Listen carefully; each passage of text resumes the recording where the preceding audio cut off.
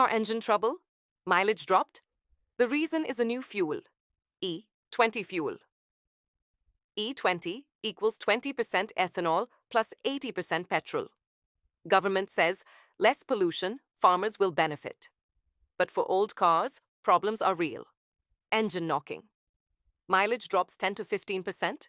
Check engine light. On rubber parts, damage risk. Public is confused. Mechanics are stressed. Here's the solution. Check if your car is E20 compatible. Go for regular servicing, ECU tuning. If needed, good for the future, but right now, a bit of a headache. What do you think? E20 fuel is a benefit or a problem? Drop your views and don't forget to like and share.